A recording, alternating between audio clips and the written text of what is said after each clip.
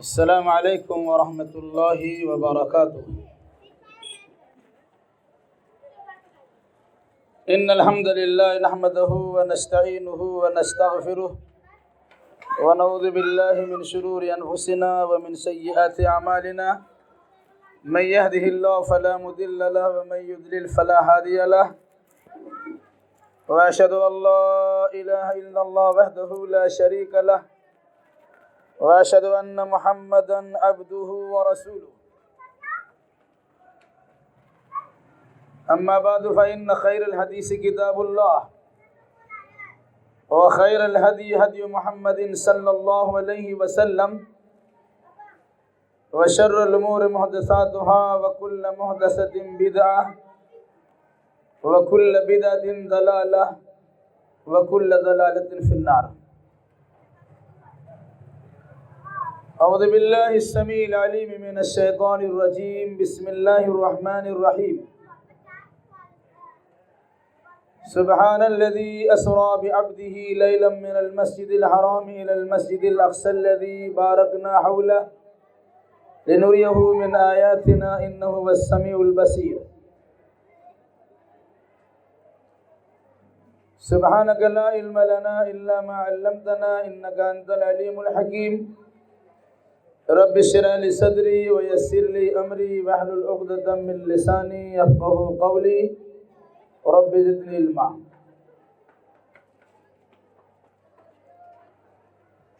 ہر طرح کی تعریف لائق و سزاوار ہے،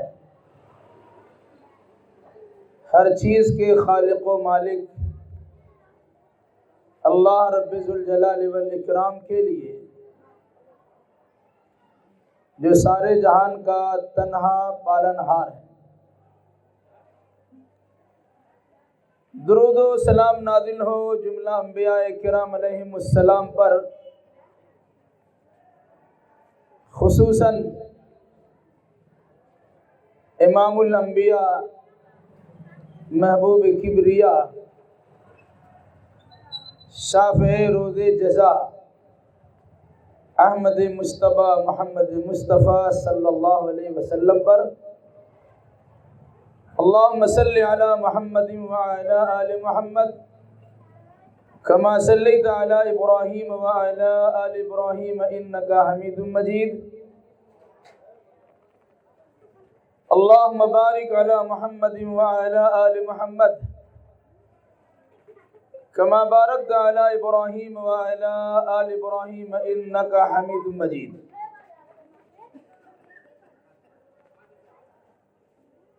بزرگوں، نوجوان ساتھیوں، عزیز بچوں، پردہ نشین ماں اور بہنوں،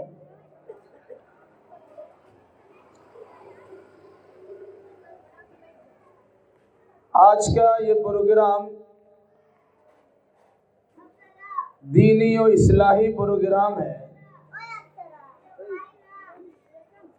جسے انجمن تعلیم بالغان نے منعقد کیا ہے۔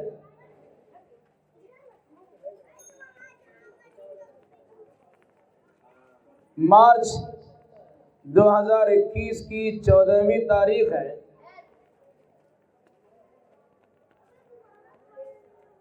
اور مغرب کے بعد سے شعبان کی پہلی تاریخ بھی شروع ہو گئی ہے۔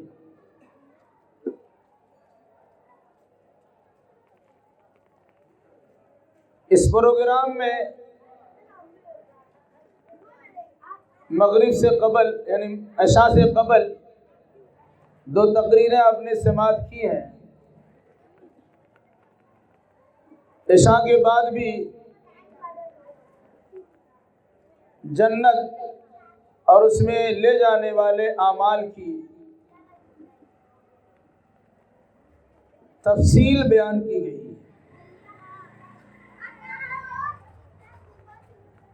آج کے اس پروگرام میں جس عنوان کے تحت مجھے کچھ بولنا ہے وہ ہے سفر معراج اور اس کا پیغام۔ ابھی 2 روز قبل شہر میں معراج النبی کے نام سے بڑی ہمہ ہمی دیکھی گئی۔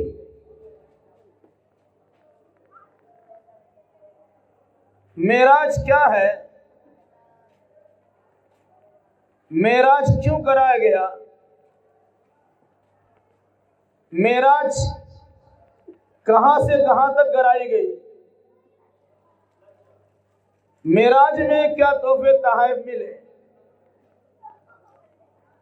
بالکل ہی اختصار کے ساتھ ان تمام چیزوں سے متعلق کچھ باتیں آپ کے سامنے آئیں گی۔ جب میرے نام کا اعلان ہو رہا تھا تو ایک صاحب نے آ کر کہا کہ ابھی جمعرات کو شام کے وقت میں لکھنؤ کے وسیم رضوی نے قرآن مقدس کی 26 آیات کے خلاف سپریم کورٹ میں مقدمہ دائر کی ہے کہ انہیں وہاں سے نکال دیا جائے۔ تو اس سلسلے میں بھی کچھ باتیں لوگوں کے سامنے آ جانی چاہیے۔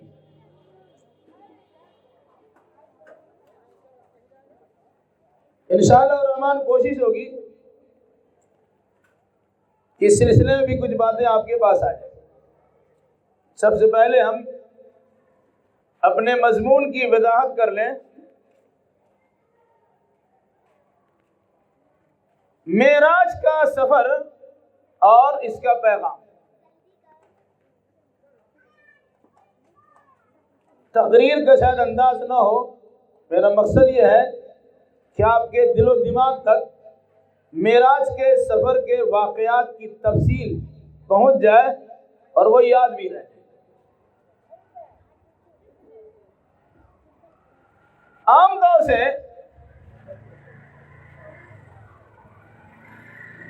معراج النبی صلی اللہ علیہ وسلم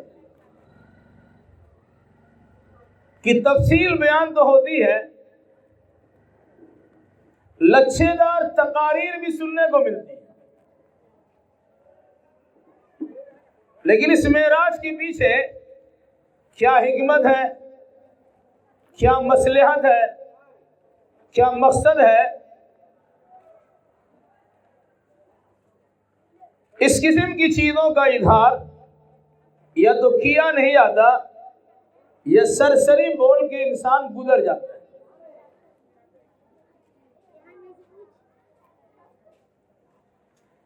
آپ اگر قرآن مقدس اور احادیث نبویہ کا مطالعہ کریں گے تو اندازہ ہوگا کہ معراج اللہ کے نبی صلی اللہ علیہ وسلم کے معجزات میں سے ایک اہم معجزہ ہے۔ معجزہ عاجز کر دینے والی چیز جو انسان کے ذہن و دماغ میں سما نہ سکے، اس سے وہ عاجز و درمادہ رہ جائے۔ یہ تصور کیسے کیا جا سکتا ہے کہ اس زمانے میں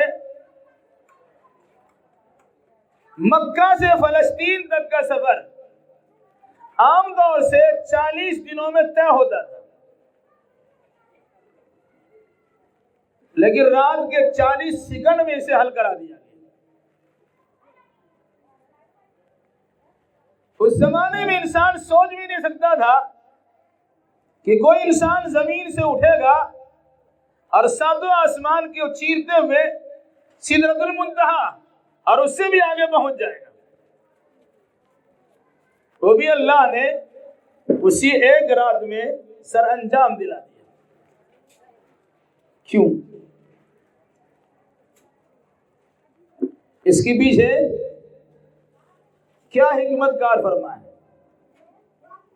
آپ بھی اگر ذہن میں رکھیں گے تو حالات جتنے مخالف ہو آپ ثابت قدم رہیں گے اور اللہ تبارک و تعالی آپ کو بھی عروج و ترقی عطا فرمائے گا۔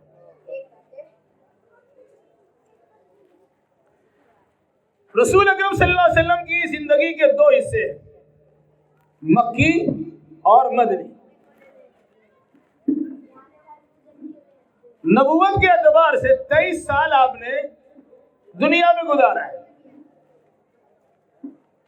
جس میں سے 13 سال مکہ میں اور 10 سال مدینہ۔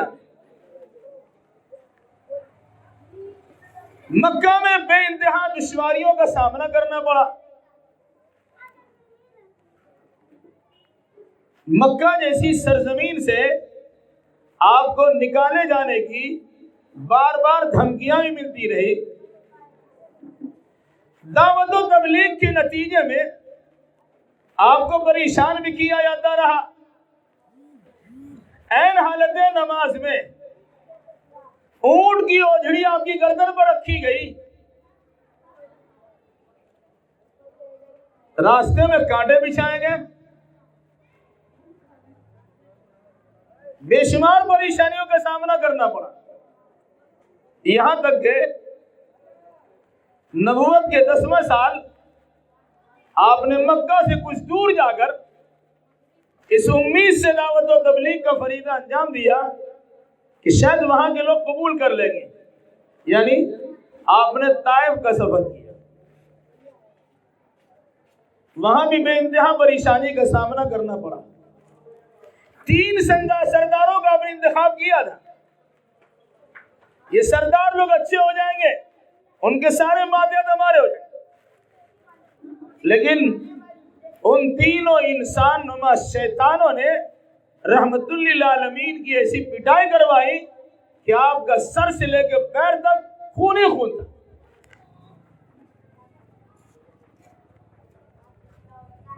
واپسی آپ کی مکہ ہوئی، دعوت و تبلیغ کو آپ نے چھوڑا نہیں، بدن لہو لہان ہے، زخموں سے چور ہے، مصیبتوں سے نڈھال ہے، لیکن اللہ کا پیغام پہنچانے میں کسی قسم کی کوتاہی نہیں ہے۔ مکہ پہنچے تو اللہ نے اپنے راز ہائے سربستہ میں سے ایک خاص راز کو آپ کی بارگاہ میں بھیج دیا، یعنی جنوں کی ایک جماعت نے اللہ کے نبی صلی اللہ علیہ وسلم پر ایمان لیا۔ انسان نے قبول نہیں کیا، اللہ نے ان کے بالمقابل جنوں کو تیار کر دیا۔ پھر مکہ جیسی سرزمین سے لوگوں نے آپ کو نکالنے کی دھمکیاں دی اور بھرپور کوشش کی، تو اللہ تبارک و تعالیٰ نے کفار و مشرکین کو اور رہتی دنیا تک کے لیے یہ تاثر دلا دیا کہ جسے اللہ رکھے اسے کون رکھے۔ تم اس دھرتی پہ دیکھنا گوارا نہیں کرتے ہو، میں محمد الرسول اللہ کو 7 آسمان کی بلندی کا سیر بھی کرا سکتا ہوں۔ اور اسی لیے ہجرت سے 1 سال پہلے اللہ تبارک و تعالیٰ نے آپ کو معراج کروایا۔ سفر کا آغاز کیسے ہوا؟ کچھ لوگ کہتے ہیں کہ خواب میں معراج کرا دیا گیا، یہ غلط بیانی سے کام لیتے ہیں۔ جو جسم آپ کا تھا اسی جسم کے ساتھ آپ نے سیر کیا، سونے کی حالت میں نہیں، جاگنے کی حالت میں آپ نے مکہ سے فلسطین اور پھر فلسطین سے 7 آسمان کی سیر کی، جنت و جہنم کا بھی نظارہ کیا، اللہ کی قربت خاص میں پہنچنے کا موقع ملا اور ہم کلامی کا شرف حاصل ہوا۔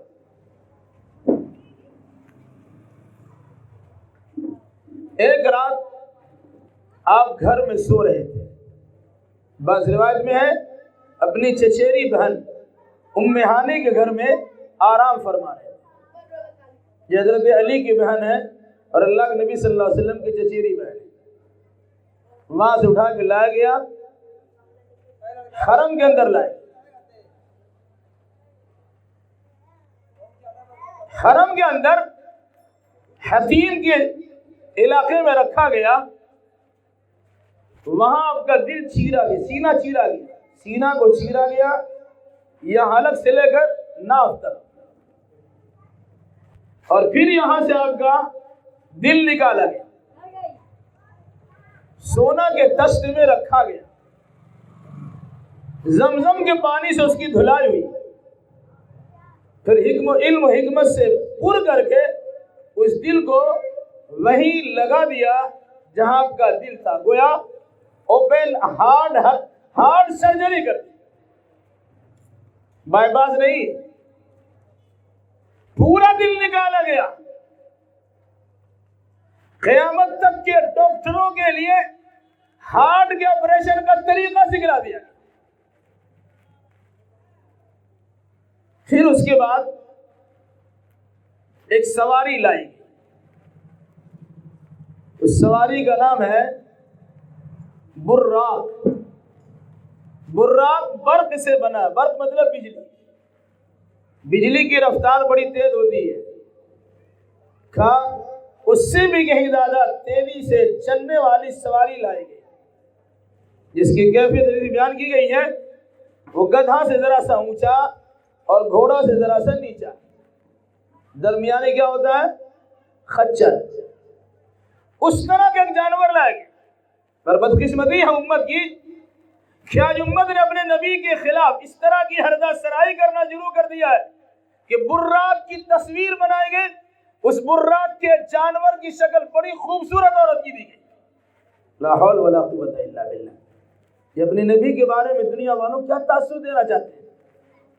کیلنڈر کے نام پر بیچا جاتا اور گھروں میں زینت کے طور پہ رکھا جاتا ہے۔ یاد رکھیے گا، یہ بکواس ہے۔ ایک جانور لایا گیا، بڑا تیز رفتار تھا۔ جبریل امین نے اللہ کے نبی صلی اللہ علیہ وسلم کی خدمت میں جانور کو رکھا اور کہا چلیے۔ بس روایت میں ہے کہ تھوڑی دیر کے لیے اس جانور نے شوخی دکھائی، آپ کو سوار کرنے سے ہچکچانا شروع کیا، تو جبریل نے کان میں کہا آج تک تمہارے پیٹ پر اس سے بہتر انسان سوار نہیں ہوا۔ پھر وہ ٹھنڈا ہو گیا اور اللہ کے نبی صلی اللہ علیہ وسلم اس پہ جلوہ افروز ہوئے۔ سفر کا آغاز ہوا، کیسے؟ یہاں اس جانور کے قدم ہے، جہاں تک آپ دیکھ سکتے ہیں حد نگاہ پر اس کا دوسرا قدم پڑتا تھا، اور 40 دنوں کا سفر مکہ سے بیت المقدس تک، مسجد حرام سے مسجد اقصی تک کا چند سیکنڈوں میں اللہ تبارک و تعالیٰ نے یہ سفر کرا دیا۔ یہاں ٹھہر کے کچھ باتیں یاد رکھنی اور اسے عملی زندگی میں برتنے کی کوشش کیجیے۔ اگر آپ کسی کو دعوت دیتے ہیں تو اس کو لانے کے لیے ان کے سایہ نشان اپنا کسی آدمی کو بھیجیے۔ اللہ نے اپنے رسول کو اپنے پاس بلایا، یہ تمام رسولوں کے سردار ہیں، تو ان کو لانے کے لیے تمام فرشتوں کے سردار کو بھیجا گیا۔ ایک بات۔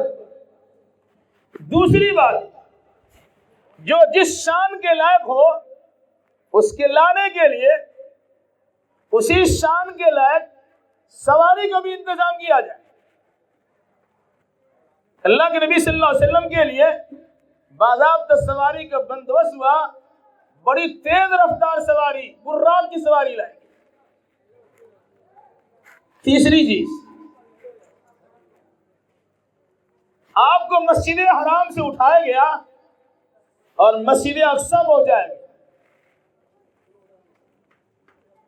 اب سوچ سکتے ہیں کہ وہ اللہ تبارک و تعالی مکہ ہی سے آپ کو اٹھاتا اور ساتوں آسمان کی سیر کرا دیتا، آخر فلسطین اور مسجد اقصی لے جانے کی کیا ضرورت تھی؟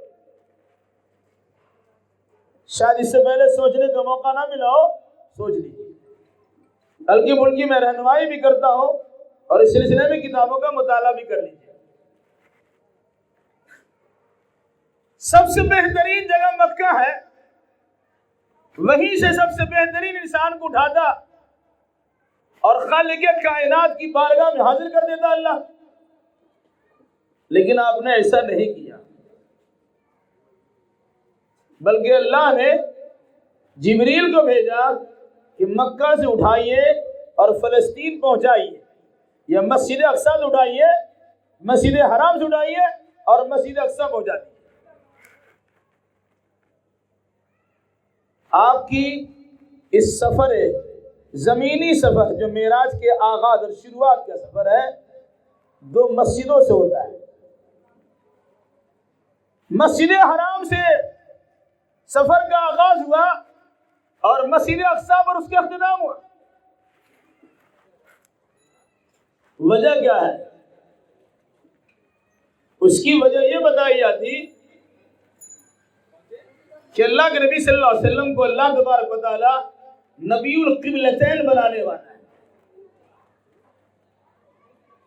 یعنی جو لوگ مسجد حرام کو قبلہ سمجھتے ہیں اور جو لوگ مسجد اقصی کو قبلہ سمجھتے ہیں، ان دونوں قسم کے نظریہ رکھنے والے انسانوں کا امام۔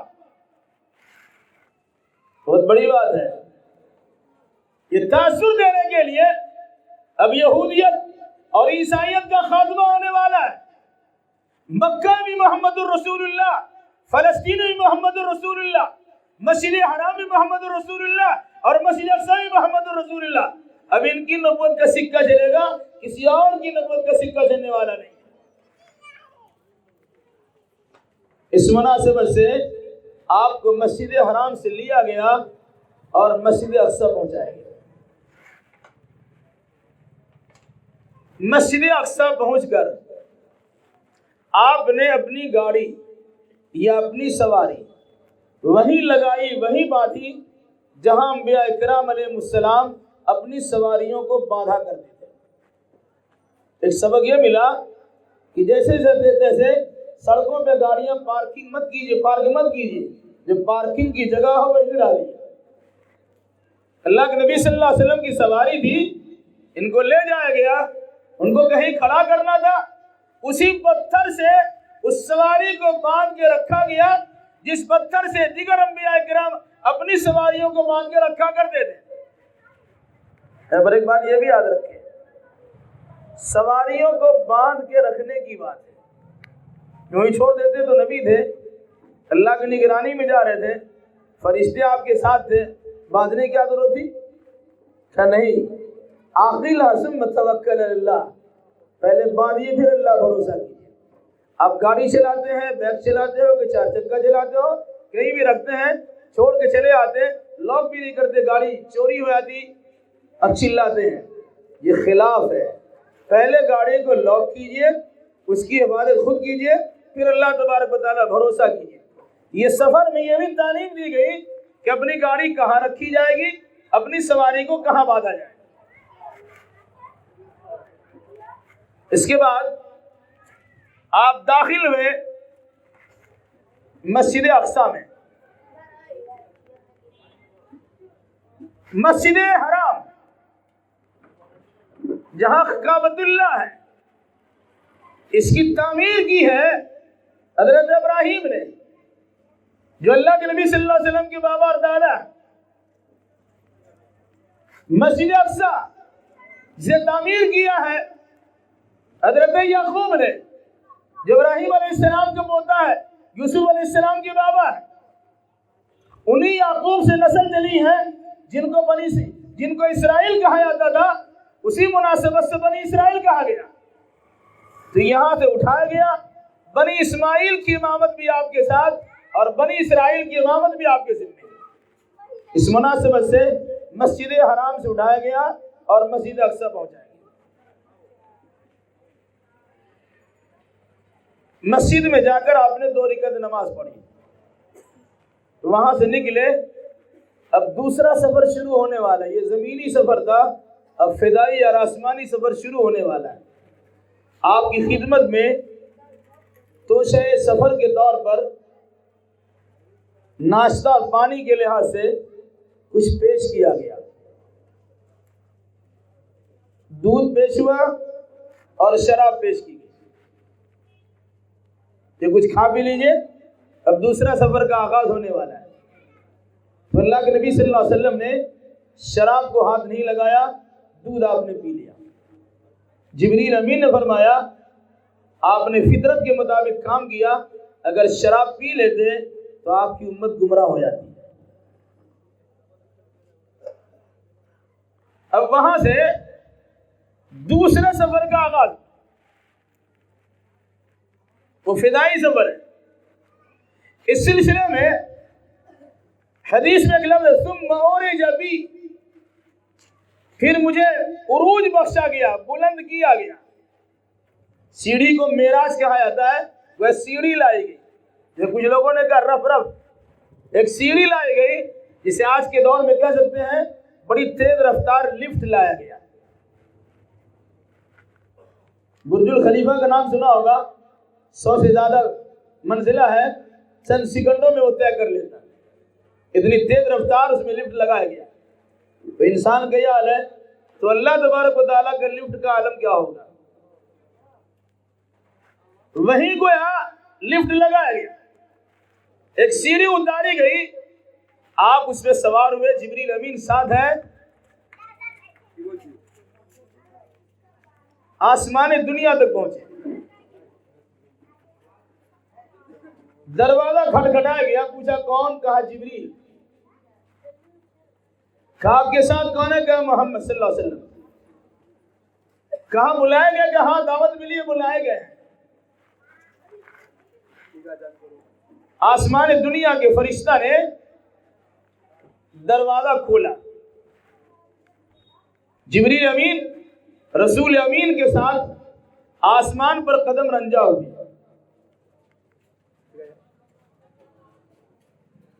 وہاں پہلے آسمان پر اللہ کے نبی صلی اللہ علیہ وسلم کی ملاقات تمام انسانوں کے باپ حضرت آدم علیہ السلام سے کرائی گئی۔ آدم علیہ السلام بیٹھے ہوئے ہیں، آپ نے کہا السلام علیکم، انہوں نے کہا وعلیکم السلام۔ پھر انہوں نے کیا کہا؟ مرحبا بابن الصالح والنبی صالح، میرا نیک بیٹا اور نیک نبی، آپ کا آنا مبارک و خوش آمدید۔ آدم علیہ السلام نے بیٹا کہہ کر آپ کو مرحبا کہا، نبی کے ساتھ بیٹا ہونے کا شرف بخشا کہ میرے بیٹے تمہارا آنا مبارک۔ دیکھیں کہ آدم علیہ السلام دائیں دیکھتے ہیں تو ہنس رہے ہیں، بائیں دیکھتے ہیں تو رو رہے ہیں۔ پوچھا یہ ماجرا کیا ہے؟ تو جبریل امین نے بتلایا یہ حضرت آدم علیہ السلام ہے، دائیں جانب ان کی وہ اولاد جو جنت میں جانے والی ہے، اور بائیں جانب وہ اولاد جو جہنم میں جانے والی۔ جنت میں جانے والی اولاد کو دیکھ کر ان کا چہرہ لہلا اٹھتا ہے، خوشی سے جھوم جاتے ہیں، لیکن جب ان کی نگاہ بائیں طرف پڑتی ہے تو مرجھا جاتے ہیں، رونا شروع کرتے ہیں۔ اس اندازہ لگائیے جس طرح دنیاوی اعتبار سے بچہ ترقی کرتا ہے تو ماں باپ کو خوشی ہوتی ہے، اور لٹیا غرق کر دے تو پریشانی ہوتی ہے۔ آپ اپنے ماں باپ اور شریعت اسلامیہ کے لٹیا غرق کرنے والے اعمال سے گریز کیجئے، ایسا عمل کیجئے جس سے آپ کو بھی خوشی حاصل ہو، آپ کے ماں باپ کو خوشی حاصل ہو، اور اسلام کی سربلندی بھی ہو۔ دوسرے آسمان سے، پہلے آسمان سے پھر دوسرے آسمان پر آپ کو لے جائے گا اسی طریقے سے۔ دروازہ کھٹکھٹایا گیا، پوچھا کون؟ کہا جبریل۔ کہ کون ہے ساتھ میں؟ کہا رسول امین۔ کہا بلائے گئے ہیں؟ ہاں دعوت ملی تب آئے۔ دروازہ کھلا، پھر آپ داخل ہو گئے۔ سوچ سکتے ہیں یہ آسمان جو دکھتا ہے وہ آسمان نہیں، یہ تو بادل ہے۔ ابھی سائنسدانوں کی پہنچ آسمان دنیا تک نہیں ہوئی ہے، اور ہمارے نبی کا علم یہ ہے کہ 1450 سال پہلے اللہ نے 7 آسمان کی سیر کرا دیا، جنت و جہنم کا نظارہ کرا دیا۔ دوسرے آسمان پر پہنچے، 2 نبی سے ملاقات ہوئی، حضرت یحییٰ اور حضرت عیسیٰ علیہ السلام سے ملاقات دوسرے آسمان پر ہوئی۔ آپ نے کہا السلام علیکم، ان دونوں نے کہا وعلیکم السلام۔ پھر کہا اے نیک بھائی اور ایک نبی، نیک نبی، آپ کا آنا مبارک، خوش آمدید۔ پھر تیسرے آسمان تک کا سفر ہوا، وہی انداز تھا۔ تیسرے آسمان پر پہنچے، وہاں پوری دنیا کی آدھی خوبصورتی لیا ہوا انسان ابراہیم علیہ السلام کا پرپوتا حضرت یوسف علیہ السلام سے ملاقات ہوئی۔ ان کو بھی سلام کیا گیا، انہوں نے جواب دیا، انہوں نے کہا نیک بھائی اور نیک نبی آپ کا آنا مبارک ہو۔ چوتھے آسمان پر اسی شان سے آپ گئے، وہاں اس نبی سے ملاقات ہوئی جنہوں نے سب سے پہلے سلائی اور کڑھائی کی۔ جو کپڑا پہنتے ہیں بہترین قسم کے کلیدار کرتے کپڑے پہنتے ہیں، جس نبی نے اس کی شروعات کی ہے وہ ادریس علیہ السلام ہے، ان سے وہاں ان کی ملاقات کرائے گی۔ انہوں نے بھی کہا اے میرے بھائی، نیک بھائی اور میرے نبی آپ کا آنا مبارک ہو۔ سب نے خوشی کا اظہار کیا۔ اس کے بعد پانچویں آسمان کا سفر ہوا، اسی کیفیت کے ساتھ جبریل امین کے ساتھ آپ کی پہنچ پانچویں آسمان پر ہوئی۔ وہاں حضرت ہارون علیہ السلام سے ملاقات ہوئی، انہوں نے بھی کہا اے نیک نبی اور نیک بھائی آنا مبارک ہو، سلام کلام ہو۔ پھر اس کے بعد اسی شان کے ساتھ چھٹے آسمان پر آپ کو پہنچایا گیا، وہاں موسیٰ علیہ السلام سے ملاقات ہوئی، جو صاحب الکتاب ہے، تورات کے حامل، جن سے دنیا میں اللہ تبارک و تعالیٰ نے ہم کلامی کی ہے، کوئی طور پر ان سے بات چیت ہوئی ہے۔ اس نبی سے ملاقات چھٹے آسمان پر ہوئی۔ پھر آگے بڑھا گیا تو ساتویں آسمان پر اسی شان سے پہنچایا گیا، وہاں دیکھا اللہ کا ایک گھر ہے، ایک مسجد ہے جس میں فرشتے اللہ کی بندگی کرتے ہیں، جس کا نام ہے بیت المعمور۔ وہاں ایک اور بزرگ ٹیک لگائے ہوئے ہیں، ان کے پاس آپ کو پہنچایا گیا، آپ نے سلام کیا، انہوں نے جواب دیا، انہوں نے کہا مرحبا بالنبی الصالح و بالابن الصالح، اے میرا نیک بیٹا تمہارا آنا مبارک ہو، اے نیک نبی آپ کا آنا مبارک ہو۔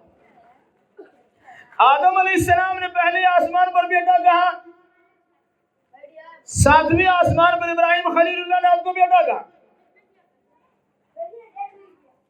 آدم علیہ السلام تو تمام انسانوں کے باپ ہے، اور ابراہیم علیہ السلام تو ابو الانبیاء تمام نبیوں کا باپ ہے۔ وہ بیت المعمور، اب کہہ سکتے ہیں کہ معراج کے سفر میں وہ تیسری مسجد ہے۔ اس بیت المعمور میں روزانہ 70,000 فرشتے عبادت کرنے کے لیے داخل ہوتے ہیں، اور جو فرشتہ ایک مرتبہ داخل ہو گیا قیامت تک دوبارہ وہاں جانے کی اسے مہلت نہیں ملے گی، موقع نہیں ملے گا۔ فرشتوں کی تعداد کتنی اندازہ لگا لیجیے۔ اس بیت المعمور ساتویں آسمان سے ذرا اور آگے بڑھا گیا، ایک درخت ملا جس کا نام ہے سدرۃ المنتہا، ایک بیری کا درخت ہے جس کی جڑ چھٹے آسمان پر ہے، جس کا درخت ساتویں آسمان پر ہے، اور جس کی ڈالیاں اور شاخیں بہت اونچائی تک پہنچی ہوئی۔ وہاں اس درخت کی کیفیات بھی حدیثوں میں بیان کی گئی ہے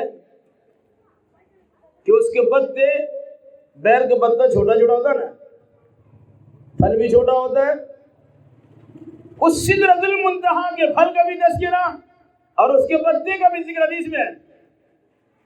ہاتھی کے کان کی طرح اس کے پتے ہیں، اور حجر ایک علاقہ ہے وہاں کے کلہ اور مٹکے کی طرح وہاں کا بیری کا پھل، اور انگنت تعداد فرشتوں کی جماعت اس درخت پر سایہ بھگن ہے، یا اس درخت کی ڈالیوں میں اور پتیوں میں جھولے لڑکے ہوتے ہیں، تو بالکل بجلیاں اور کمکما کی طرح معلوم ہو رہا ہے، وہ سب کے سب فرشتے۔ اس کا نام کیا ہے؟ سدرۃ المنتہا۔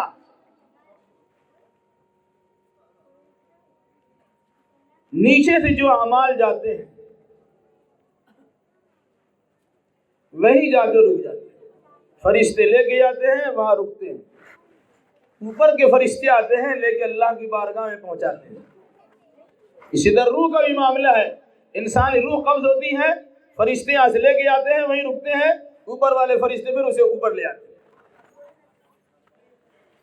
اس لحاظ سے بھی سدرۃ المنتہا ہے کہ اوپر سے جو اللہ کا کلام آتا ہے پہلے وہیں رکتا ہے, جو فرمان جاری ہوتا ہے وہیں رکتا ہے, پھر وہاں کے فرشتے لیتے ہیں اور نیچے پہنچا دیتے ہیں. اس مناسبت سے اس کا نام کیا ہے؟ سدرۃ المنتہا. وہ بیری کا درخت جو انتہا ہے, اسی بیری کے درخت کے پاس میں اندہا جنت الماوا, وہی جنت الماوا ہے. اللہ کے نبی صلی اللہ علیہ وسلم کو جنت الماوا کا بھی سیر کرائے گا, وہیں آپ کو جہنم بھی دکھلائے گا. بعض روایت میں ہے کسی سدرۃ المنتہا کے پاس آپ کے سامنے 4 چیزیں پیش ہوئی. پانی بھی پیش کیا گیا, دودھ بھی پیش کیا گیا, شہد بھی پیش کیا گیا اور شراب بھی پیش کیا گیا. ابھی آپ سن رہے تھے 4 نہروں کا تذکرہ. اس میں سے 2 نہریں پوشیدہ اور مخفی ہیں, اور 2 نہریں عام طور سے دنیا مشہور ہے, نیل اور فرات. یہ اللہ کے نبی صلی اللہ علیہ وسلم کو وہیں دکھائے گی. جنت میں جب آپ پہنچے ہیں تو دیکھا کہ آپ سے آگے کسی کے کھڑاؤن کی آواز کھٹ کھٹ کی آ رہی ہے. جیسے لگتا ہے کوئی آگے چل رہا ہے اور کھٹ کھٹ کی آواز آ رہی ہے. جبریل سے آپ نے پوچھا یہ کون میرے آگے آگے جا رہا ہے؟ تو حضرت جبریل نے بتایا یہ آپ کی امت کا بلال ہے جو آگے آگے تشریف لے جا رہے ہیں. واپسی جب ہوئی تو آپ نے بلال سے پوچھا بلال بتاؤ تمہارا کوئی مخصوص عمل بتاؤ. یا رسول اللہ میرے پاس تو کوئی مخصوص عمل نہیں ہے. کہا نہیں, میں نے تو ایسا ایسا دیکھا ہے کہ میری ایک عادت ہے. کیا عادت ہے؟ جب بھی میں وضو کرتا ہوں تو 2 رکعت تحیۃ الوضو نماز پڑھتا ہوں. گویا یہ تحیۃ الوضو کی اہمیت کے پیش نظر اللہ تبارک و تعالیٰ نے ان کو مقام دیا کہ جنت میں آگے آگے ان کے چلنے کے قدم کے آہٹ سنائی دی اور کھٹ کھٹ کی آواز سنائی دی. تو جنت بھی دکھائیں گے, جہنم بھی دکھائیں گے. اس کے بعد اللہ کے نبی صلی اللہ علیہ وسلم کو اور اونچا لے جائے گا. اب فرماتے ہیں میں نے جو لوح محفوظ میں کائنات کی تقدیر لکھی ہوئی ہے, وہاں جو فرشتے وہاں سے تقدیر کی چیزوں کو لکھ رہے ہیں, تو کاغذ پر یہ جس چیز پہ لکھے جا رہے ہو ان کے قلم کے چلنے کی سرسراہٹ بھی اللہ کے نبی صلی اللہ علیہ وسلم کو سنائیں گے. پھر اس کے بعد پھر لفظ مستوی کا لفظ آتا ہے کہ آپ کو مستوی استوا تک پہنچائے گا اور بلندی بخشی گئی. یہاں اختلاف ہوتا ہے, کچھ لوگوں نے کہا عرش تک پہنچایا گیا, کچھ لوگوں نے کہا عرش کے نیچے رکھا گیا. واللہ علم بالصواب. اس لفظی بحث میں پڑھنے کی ضرورت نہیں. وہ اللہ تبارک و تعالیٰ سے راز و نیاز کی باتیں ہوئی, گفتگو ہوئی. بعض روایت کے مطابق ہم جو تحیات پڑھتے ہیں, التحیات للہ والصلوات والطیبات, اسی واقعہ معراج کا ایک حصہ ہے کہ جب اللہ کی بارگاہ میں آپ کو پہنچایا گیا تو آپ نے کہا تحیات للہ والصلوات والطیبات. قولی عبادت, مالی عبادت, جسمانی عبادت ساری کی ساری اللہ کے لیے. کتنی اہم بات ہے. تحیات پڑھتے ہیں, کبھی اس کے معنی پہ غور کیجیے. التحیات جو زبان سے ذکر و اذکار کرتے ہیں, سورۃ الفاتحہ پڑھتے ہیں, سورہ پڑھتے ہیں, دعا پڑھتے ہیں, تسبیح پڑھتے ہیں, سبحان ربی الاعلیٰ, سبحان ربی العظیم, التحیات. پھر اس کے بعد اللہم صلی علی محمد, اللہ بارک علی محمد, اللہ انی ظلمت نفسی, اور بھی دعا ہے. یہ سب کیا ہے؟ التحیات ہے. یا اس کے علاوہ کہیں بھی دعوت و تبلیغ کرتے ہیں, لوگوں کو سمجھاتے بجھاتے ہیں, کوئی کلمہ پڑھتے ہیں, نیک بات بولتے ہیں, یہ سب تحیات ہے. یعنی زبان سے ادا کی جانے والی ساری عبادتیں کس کے لیے؟ اللہ کے لیے. والصلوات، جسم سے جو عبادتیں ادا کی جائیں وہ سب اللہ کے لیے، والطیبات، مالی عبادتیں جتنی بھی ہیں، صدقات و خیرات ہو، زکوٰۃ ہو، عطیات ہو، یہ سب اللہ کے لیے۔ جانتے ہیں نماز میں آپ کیا پڑھتے ہیں؟ یہ سب اللہ کے لیے آپ نے کہا تو اللہ کی جانب سے جواب آیا السلام علیک ایھا النبی ورحمۃ اللہ وبرکاتہ۔ یہ نقل حکایت ہے، اس روایت پر ذوق کا حکم ضرور لگا ہوا ہے، لیکن ایک بات اس طرح سے بیان ہوتی ہے۔ اس کا جواب اللہ کے نبی نے کیا دیا؟ السلام علینا وعلی عباد اللہ الصالحین، کہ صرف میرے اوپر سلامتی نہ ہو اللہ، سلامتی ہم پر بھی ہو اور تیرے نیک بندے قیامت تک جتنے بھی اور جہاں بھی ہوں گے سب پر سلامتی۔ تو وہاں جبریل امین نے کہا اشہد اللہ الہ الا اللہ واشہد ان محمدا عبدہ ورسولہ، میں گواہی دیتا ہوں کہ اللہ کی سوا عبادت کے لائق کوئی نہیں ہے، اور میں گواہی دیتا ہوں کہ محمد صلی اللہ علیہ وسلم اللہ کے بندے ہیں اور اللہ کے رسول ہیں۔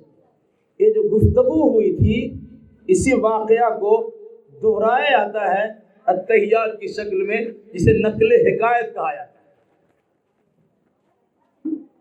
وہ اللہ تبارک و تعالیٰ سے بات، اب ایک جھمیلا ہے جس کا کوئی فائدہ نہیں ہے۔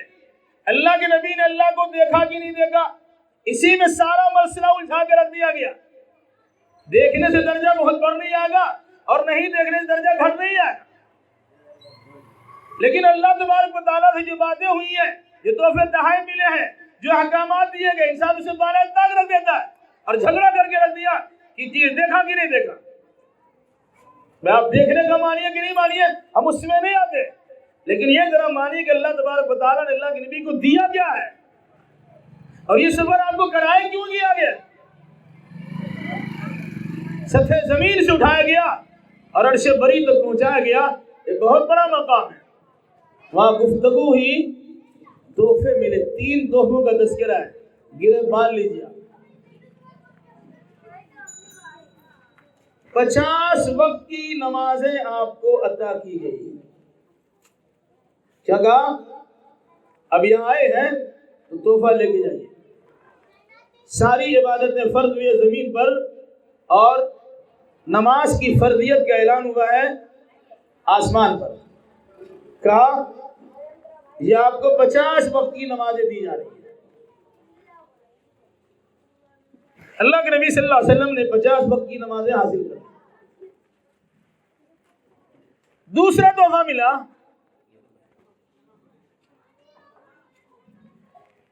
کہ قرآن مقدس کی ساری آیتیں اللہ نے روئے زمین پہ نازل کی ہے۔ اللہ تبارک و تعالیٰ نے وہاں بلا کر سورۃ البقرہ کی اخیر کی 2 آیتیں آپ کو عطا کی ہیں۔ یس کیجیے بھائی، آواز نہیں ہے۔ ساری آیتیں روئے زمین پر دی گئی، 2 آیتیں سورۃ البقرہ کی اخیر کی وہاں ڈائریکٹ آپ کو دیا گیا۔ اور ایک تیسرا تحفہ ملا، کیا؟ خوشخبری سنائی گئی، آپ کی امت میں سے جو شخص بھی اللہ کے ساتھ کسی کو شریک نہیں کرے گا، اللہ ایک نہ ایک دن اس کو ضرور بخش دے گا۔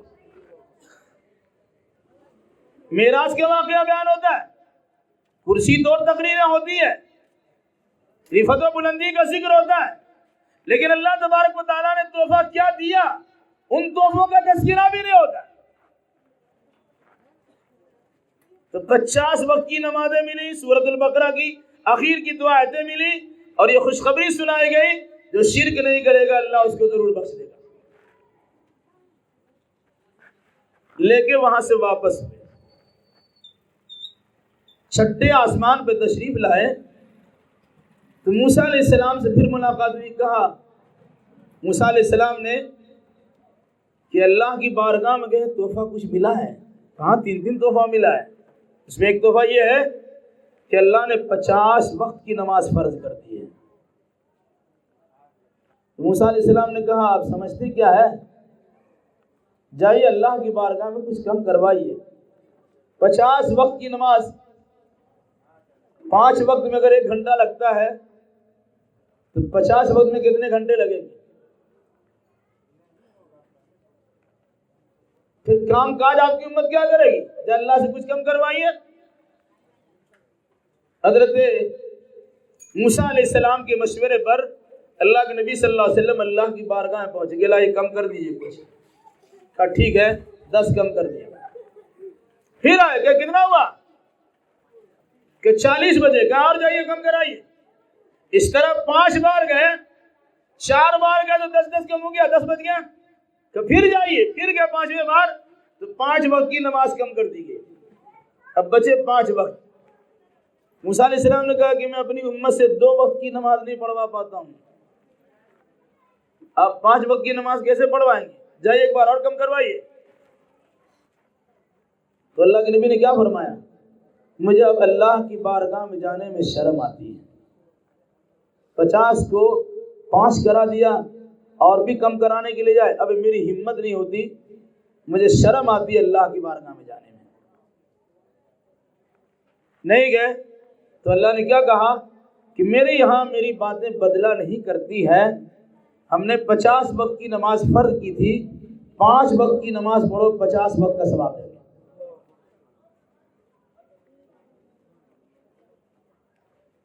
رسول اکرم صلی اللہ علیہ وسلم نے امت پر بھروسہ کیا کہ میری امت بنی اسرائیل کی طرح نہیں ہوگی کہ 2 وقت بھی نماز نہ پڑھ سکے, بلکہ میں امت پر وشواس کرتا ہوں کہ میری امت 5 وقت کی نماز پڑھ لے گی. اور افسوس ہے امت نے اللہ کے نبی صلی اللہ علیہ وسلم کی وشواس کو گھات کر دیا اور آپ کے اعتماد کو کھو دیا. اکثر و بیشتر لوگ نماز پڑھتے ہی نہیں ہیں. جو لوگ نماز پڑھتے بھی ہیں وہ 5 وقت کی نہیں پڑھتے, وہ 4 ہی وقت پڑھتے ہیں. اللہ ماشاء اللہ فجر تو گول لیتا ہے, تو 5 وقت کی نماز فرض ہوئی. یہاں پر ایک چیز یاد رکھیں, بہت مشہور ہے, بہت سے علماء سے آپ نے سنا بھی ہوگا, ایک حدیث لوگ پڑھتے بھی ہے, الصلاۃ معراج المومنین, نماز مومنوں کی معراج ہے. یہ حدیث کے نام پہ پڑھا جاتا ہے. یاد رکھیے گا, حدیث کی کسی کتاب میں یہ لفظ آپ کو نہیں ملے گا. یہ اللہ کے نبی صلی اللہ علیہ وسلم کی حدیث نہیں ہے, یہ عربی کا مقولہ ہے. کیوں؟ اس کی وجہ ہے کہ اللہ کے نبی صلی اللہ علیہ وسلم کو معراج کرایا گیا, آسمان کی بلندی پر پہنچایا گیا, اللہ کے قرب خاص میں لے جایا گیا, وہاں 50 وقت کی نماز ادا کی گئی, اللہ سے رات و نیاز کی باتیں ہوئی.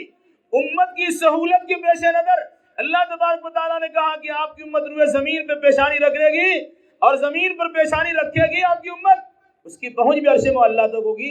اس مناسبت سے جو معراج میں اللہ سے بات آپ کی گفتگو اور بات ہوئی ہے, رات و نیاز کی باتیں ہوئی ہیں, وہ امت کے ساتھ, آپ کی امت کے ساتھ اللہ تبارک و تعالیٰ کی بات روئے زمین پہ کرا دی جائے گی. اسی چیز کو بعض بزرگ نے, بعض عالم نے عربی کا لبادہ اڑا دیا اور کہا الصلاۃ معراج المومنین. یہ میرے علم کے مطابق کسی حدیث میں نہیں ہے, لیکن حدیث کے نام پر یہ چیز بہت مشہور ہے. غور کیجئے, اللہ کے نبی صلی اللہ علیہ وسلم کے فرمان کے مطابق جب انسان نماز پڑھتا ہے اور بطور ایک خاص سجدہ میں ہوتا ہے, کأنہ یتناجا ربا, وہ اپنے رب سے سرگوشی کرتا ہے, چپ کے بات کرتا ہے. جو کام اللہ کے نبی صلی اللہ علیہ وسلم نے 7 آسمان کی سیر کر کے کی ہے, اس کام کو اللہ تبارک و تعالیٰ نے آپ کی امت کے لیے بطور آسانی رکھ دی. سجدہ میں جاؤ, اللہ سے بات کرو. پھر بھی امت نماز پڑھنے کے لیے تیار نہیں ہے. یہ تحفہ لے کے واپسی ہوئی, 6 آسمان سے واپسی ہوئی, 5ویں, چوتھے, تیسرے, دوسرے, ایک اور پھر نیچے. ایک یہاں پر ایک بات یاد رکھیے, کچھ لوگوں نے کہا کہ اللہ کے نبی صلی اللہ علیہ وسلم نے نبیوں کی امامت مسجد اقصی میں اس وقت کی جب آپ جا رہے تھے آسمان پہ. پہلے امامت کرا دی, پھر اس کے بعد گئے.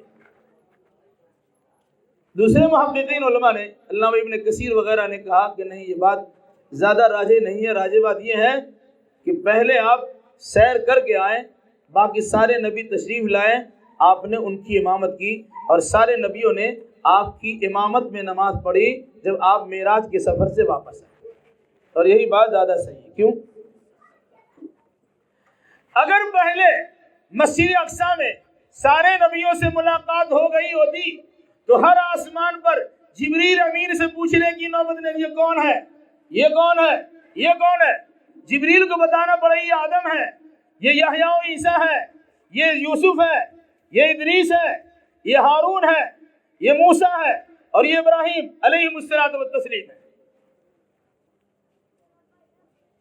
واپسی ہوئی، جیسے اللہ کے نبی صلی اللہ علیہ وسلم واپس ہو رہے ہیں ویسے نبی بھی آپ کے ساتھ آ رہے ہیں، چلتے ہم ان کو چھوڑنے کے لیے ہوتا نا بھائی، اسٹیشن تک پہنچا دے، ایئرپورٹ تک پہنچا دے، جہاں سے آپ آئے وہاں تک پہنچا دے۔ اس مناسبت سے سارے انبیاء آپ کے ساتھ آتے گئے، سارے نبیوں کا اجتماع ہوا بیت المقدس میں۔ اللہ کے نبی صلی اللہ علیہ وسلم کے لیے باضابطہ صف بندی لگائی گئی۔ جبریل امین اللہ کے نبی صلی اللہ علیہ وسلم کا ہاتھ پکڑا اور مصلی امامت میں کھڑا کیا اور کہا آپ نماز پڑھائیے، سارے نبی آپ کے پیچھے نماز پڑھائیے۔ گویا وہاں آپ کو امام الانبیاء بنایا گیا۔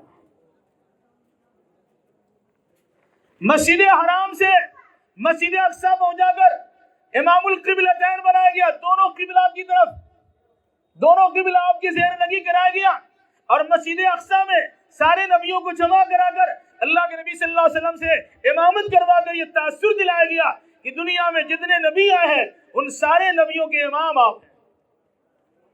خوش بختی ہے، خوش نصیبی ہماری ہے کہ ہم امام الانبیاء کی امت میں ہیں۔ اس لیے میرے بھائیوں، امام الانبیاء کی عظمت کو سمجھیے اور اسے برقرار رکھیے۔ جب بڑا ہمیں مل چکا ہے تو کسی اور کی جانب تاک جھانک کرنے کی ہمیں ضرورت ہی نہیں۔ واپسی ہوئی، سورۃ البقرہ کی آیت دو آیتیں ہیں، ترجمہ تفسیر پڑھ لیجئے گا، اور شرک کیا چیز ہے اس کی حقیقت کو جان لیجئے گا۔ یہ دو تحفے آپ کو دیے گئے اور نماز تیسرا تحفہ۔ واپسی ہوئی، آپ بیٹھے ہوئے تھے کہ ابو جہل کا گزر ہوا۔ ابو جہل نے کہا محمد آج بھی کوئی نئی بات ہے کیا؟ ہاں سنو بہت نئی بات ہے۔ کیا نئی بات ہے؟ آج رات میں نے سفر کیا، مسجد حرام سے میری سفر کی شروعات ہوئی، مسجد اقصی گیا، پھر وہاں دوسرے سفر کا آغاز ہوا، ساتوں آسمان کی سیر کرائی گئی، اللہ کے قرب خاص میں پہنچایا گیا، وہاں سے یہ تحفے تحائف ملے۔ تو ابو جہل نے کہا رکیے، آج تو بڑا مزہ آئے گا۔ سب سے پہلے ابوبکر صدیق کو بلا لیے۔ ہم کہتے تھے تو سننے کو نہیں ملتا تھا نا، اب دیکھیے رہنے کو گھر نہیں، سارا جہاں ہمارا۔ 40 دن کا سفر طے ہوتا تھا مسجد حرام سے مسجد اقصی کا، مکہ المکرمہ سے بیت المقدس، یہ فلسطین کا سفر 40 دن میں طے ہوتا تھا۔ کہتے رات ہی میں کیا آ بھی گئے۔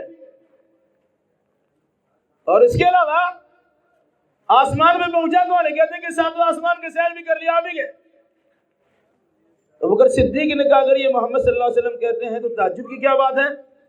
ہم جب مانتے ہیں کہ عرش معلیٰ سے اللہ کا پیغام لے کر جبریل امین فرشتوں کا سردار روح زمین پر آتے ہیں اور رسول امین کی بارگاہ میں آیات قرآنیہ پیش کرتے ہیں، تو ہمارا عقیدہ کیسے نہیں بنے گا کہ روح الامین جب آسمان سے آ سکتا ہے تو الصادق الامین محمد الرسول اللہ فرش زمین سے عرش معلیٰ تک کیوں نہیں پہنچ سکتے؟ اگر انہوں نے کہا ہے ہم مانتے ہیں، اسی موقع پر آپ کو صدیق کہا گیا یا صدیق الاکبر کہا گیا، یہ ہے تصدیق، یہ ہے بات ماننا۔ لیکن لوگوں نے کیا کہا بھائی ہم تو نہیں مانیں گے۔ ایک حکمت بتائی جاتی ہے، اگر آسمان کا سفر بیت اللہ الحرام سے کرا دیا جاتا تو فلسطین کی بات نہیں آتی، مسجد اقصی کا تذکرہ نہیں ہوتا، پھر لوگوں کے سامنے وضاحت کرنے کی نوبت نہیں آتی۔ لوگوں نے کہا اچھا بتاؤ، ہم کو تو معلوم ہے کہ محمد صلی اللہ علیہ وسلم نے کبھی بھی فلسطین کا سفر نہیں کیا ہے۔ اب اگر یہ گئے ہوں گے ذرا ان سے پوچھا جائے کہ مسجد اقصی میں کیا کیا ہے، اس کے دروازے کیسے ہیں، اس میں کھڑکیاں کتنی ہیں، وضو خانہ کدھر ہے، بتائیں گے تو لوگوں نے سوال کیا اچھا بتائیے۔ اللہ کے نبی صلی اللہ علیہ وسلم کہتے تھوڑی دیر کے لیے مجھے گھبراہٹ ہوئی کہ ہم تو وہاں گئے، نماز پڑھے، اوپر چل دیے، اتنی کیفیات کا مشاہدہ تو ہم نے کیا نہیں، کیسے بتا دیں گے ہم؟ لیکن اللہ تبارک و تعالیٰ نے میرے سامنے بیت المقدس کو یعنی مسجد اقصی کو ظاہر کیا۔ جو لوگ پوچھتے تھے میں اسے دیکھ کے جواب دیتا تھا، یہاں پر یہ ہے، وہاں پر وہ ہے، وہاں پر وہ ہے، سب دنگ رہ گئے۔ یہ ہے سفر، معراج کا سفر اللہ کے نبی صلی اللہ علیہ وسلم نے اس طرح کیا ہے. میں ایسے سفر پر اس حقیقت کا اظہار کرنا مناسب سمجھتا ہوں کہ جب انسان دعوت و تبلیغ کی راہ میں مزاحمتوں کو برداشت کرتا ہے، پریشانیوں کو جھیلتا ہے، بدن کو لہو لہان کروا لیتا ہے، اپنے دندان مبارک کو شہید کروا لیتا ہے، گردن پر اونٹ کی اوجھری رکھوا لیتا ہے، پاؤں کے نیچے کانٹے برداشت کر لیتا ہے، تو اللہ تبارک و تعالیٰ اسے عروج و ارتقاء بخشتا ہے اور معراج کی دولت سے مالا مال کرتا ہے.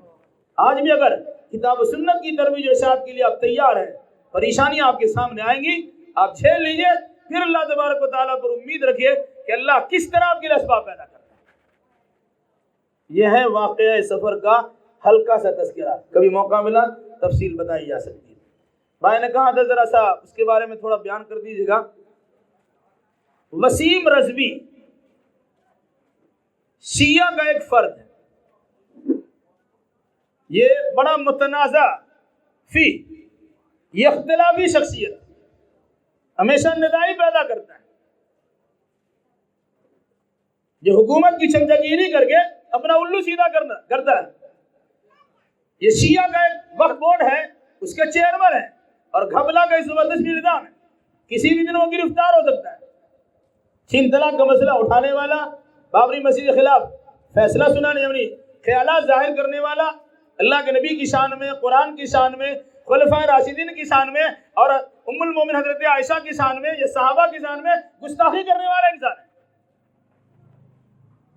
لیکن حال اس کا یہ ہے کسی بھی دن گرفتار ہو سکتا ہے. تو دیکھا ایک اچھا موقع ہے کہ مسلمانوں کے خلاف کچھ طرح بے چینی پیدا کر دی جائے کہ ہمیں گرفتار کرنے کی نوبت نہ آئے، ہم سلمان رشدی بن جائیں اور دوسرے ملکوں میں بھاگ جائے، وہاں ہمیں ہاتھوں ہاتھ لیا جائے. تسلیمہ نسرین بن جائے کہ بنگلہ دیش سے بھگایا جائے، ہندوستان میں پناہ ملے، سلمان رشدی بن جائے، یہاں سے بھاگایا جائے تو کہیں اور جا کے پناہ گزین ہو جائے جن کے پاس آفتہ پشت بنائی ہوتی. اسی جذبے کے تحت اس نے کام کی ہے. حالانکہ کوئی نئی بات نہیں ہے، اس سے پہلے بھی قرآن مقدس کی 24 آیتوں سے متعلق ہمیشہ اس قسم کا خدشہ کا اظہار ہوتا رہتا ہے. اسے نکال دیا جائے، اسے قرآن میں نہ رکھا جائے، یا قرآن میں یہ دہشت گردی کی تعلیم وغیرہ وغیرہ. 2 قدم آگے بڑھ کے 26 کر دیا. یہ اپنے پرکھوں سے بھی آگے بڑھ گیا. وہ تو جہنم رسید ہوئے ہی ہے، یہ بھی اسی ڈگر پہ چل رہا ہے. جبکہ قرآن کہتا ہے، خود اللہ کے نبی محمد الرسول اللہ صلی اللہ علیہ وسلم سے کہا گیا، کہیے قُلْ مَا يَكُونُ لِي أَنْ أُبَدِّلَهُ مِنْ تِلْقَاءِ نَفْسِي. جن پر قرآن کا نزول ہوا ان سے کہا گیا کہ آپ کہیے کہ میں بھی اپنی جانب سے قرآن میں کسی قسم کی تبدیلی نہیں کر سکتا ہوں. بلکہ قرآن نے یہاں کہا وَلَوْ تَقَبَّلَ عَلَيْنَا بَعْضَ الْأَقَاوِيلِ لَأَخَذْنَا مِنْهُ بِالْيَمِينِ ثُمَّ لَقَطَعْنَا مِنْهُ الْوَتِينَ وَمَا مِنْكُمْ مِنْ أَحَدٍ عَنْهُ حَاجِزِينَ. نعوذ باللہ، 1000 بار نعوذ باللہ. اگر یہ محمد الرسول اللہ صلی اللہ علیہ وسلم بھی قرآن مقدس کے اندر اپنی جانب سے کچھ ملا دیتے تو اللہ نے کیا کہا، ہم دائیں ہاتھ سے اس کی گردن پکڑتے، گردن مچوڑ دیتے، اس کی گردن ہی کاٹ دیتے، پھر کوئی ہم سے بچانے والے کا نہیں ہوتا. جب نبی قرآن میں تبدیلی نہیں کر سکتے، جن پر قرآن مقدس کا نزول ہوا، دنیا میں کون سا انسان پیدا ہو گیا ہے جس میں تبدیلی کر سکے؟ جبکہ قرآن کا اعلان ہے اِنَّا نَحْنُ نَزَّلْنَا الذِّكْرَ وَإِنَّا لَهُ لَحَافِظُونَ. ہم نے ذکر سے بھری قرآن کو نازل کیا ہے اور ہم ہی اس کی حفاظت کی ذمہ دار ہیں. تو جسے اللہ حفاظت کی ذمہ لے لے اسے دنیا کی کون طاقت نکال سکتی ہے؟ اس لیے میرے بھائیوں، اس قسم کے خیالات در حقیقت دنیاوی اغراض و مقاصد کے تحت لوگوں نے ظاہر کیے ہیں، شاید اس کی ایسے کچھ مل جائے. لیکن ایسا انسان نہ یہاں کا رہتا ہے نہ وہاں کا رہتا ہے، دونوں جگہ اس کی ٹھکائی ہوتی ہے. اس لیے آپ قرآن مقدس کو پڑھیے اور جن آیتوں پہ باضابطہ اعتراض کیا جاتا ہے، آپ کا ہر فرد ان آیتوں کا اچھے انداز میں مطالعہ کریں تاکہ آپ کے سماج اور معاشرہ سوسائٹی میں کوئی انسان بھی قرآن کے بارے میں کہا قرآن کس قسم کی تعلیم دیتا ہے، دہشت گردی کی تعلیم، تو آپ اس کو سمجھا سکتے ہیں کہ قرآن کو سیاق و سباق سے پڑھیے. کس کنٹس میں قرآن نازل کی آیات نازل ہوئی ہے، کس واقعات کی طرف رہنمائی کرتی ہے آیتیں، ان کو پڑھیے تو سمجھ میں آئے گا۔ کن کے بارے میں کہا کہ جہاں چاہو وہی مار دو؟ ارے کے بارے میں تو نہیں کہا گیا، قرآن تو یہ بھی کہتا ہے ان جنحوا لها للسلم فاجنح لها، حالت جنگ میں اگر کوئی انسان صلح کرنے کے لیے تیار ہو، دیکھیں گردن پڑی ہوئی، گردن پہ تلوار پڑنے والی ہے، بھائی معاف کیجیے ہم صلح کرنے کے لیے تیار ہے، تو قرآن کہتے اس سے بھی صلح کر لیجیے۔ جو قرآن ایسی تعلیم دے، اس قرآن کے بارے میں کہنا کہ دہشت گردی پھیلائی جا رہی ہے۔ بہرحال یہ در حقیقت سستی شہرت چاہنے والے لوگ ہیں، اس طرح کر کے حکومت کی مراعات حاصل کریں گے، اس سے فائدے اٹھائیں گے، اور ہمارا چرچا ہوگا، ہمارے سلسلے میں باتیں بنیں گی، ہم میں لوگوں کو الجھا دیں گے، اپنے الٹا سیدھا کر لیں گے، اور گورنمنٹ جو میری گرفتار کرنا چاہ رہی ہے وہ میری پشت پناہی کرنا شروع کرے گی، اور ہمارا ہم سکون زندگی گزاریں گے۔ اس لیے میری گزارش ہے آپ بھائیوں سے، بزرگوں سے، دوستوں سے، احباب سے، اور جہاں آواز میری پہنچ رہی ان لوگوں سے کہ قرآن مقدس کو اللہ کے فضل سے اس کے ترجمے ہو چکے ہیں، آپ ترجمہ کی مدد سے قرآن پڑھنے کی کوشش کیجئے۔ یقیناً آپ کو حقیقت حال کا پتہ چلے گا کہ کون کس درجے کے لائق ہے اور کس کو کیا مقام ملنا چاہیے، اور کس طریقے سے دنیاوی اور اخروی کامیابی کا ہم تاج اپنے سر پہ رکھ سکتے ہیں۔ اس کے لیے آپ قرآن مقدس کا مطالعہ کیجئے۔ اللہ ہمیں اور آپ کو اور جملہ مسلمانوں کو نیک سمجھ کی توفیق عطا فرمائے۔ جب تک ہمیں زندہ رکھ کتاب اللہ اور سنت رسول اللہ پر عمل کر زندہ رکھے، اور جب ہمارا خاتمہ ہو، انہی دونوں کی ترویج اشاعت کرتے ہمارا خاتمہ ہو۔ اقول قولی ھذا واستغفر اللہ لی ولکم ولسائر المسلمین، وآخر دعوانا ان الحمد للہ رب العالمین، والسلام علیکم ورحمۃ اللہ وبرکاتہ۔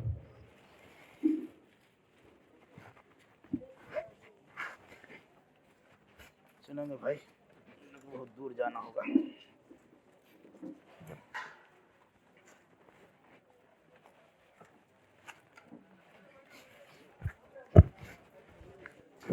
چلو کدھر چلنا ہے؟